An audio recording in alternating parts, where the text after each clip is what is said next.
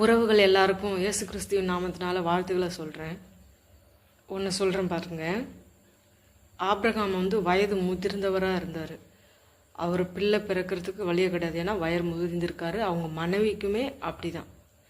அதாவது அந்த மாதவிடாய் காலமாக நின்று போயிருக்கோம். அப்படி அதுக்கு ஏதுவே கிடையாது. சுத்தமாக பிள்ளை பிறக்கணுன்ற ஒரு அறிகுறியுமே இல்லை. அப்போது ஆண்டவர் வாக்கு கொடுக்குறாரு, உனக்கு வானத்து நட்சத்திரங்களைப் போலவும் கடற்கரை மணலத்தனையான பிள்ளைகளை உனக்கு தருவேன்னு சொல்லிட்டு. அப்போ சொல்லுவார், ஆமாம் ஆமாம், இது மாதிரி எலேசர் வீட்டில் பிள்ளை இருக்குல்ல, அது கிடையாது, உனக்கு நான் தருவேன்னு சொல்லிட்டு வாக்கு கொடுக்குறார். சரிங்களா? அது மாதிரி தான் இன்றைக்கி நம்மளுக்கும் வாக்கு கொடுக்குறார். எதெல்லாம் நீங்கள் கேட்டிருக்கீங்களா, சாத்தியமே கிடையாது, சுத்தமாக இதுக்கு வழி வகையே கிடையாதுன்னு சொல்லிட்டு எண்ணியிருக்கு. நீங்கள் இங்கே பாருங்கள், ஆபிரகாமே நீ பயப்படாதே, நான் உனக்கு கேடகமும் உனக்கு மகா பெரிய பலனுமாய் இருக்கிறேன்.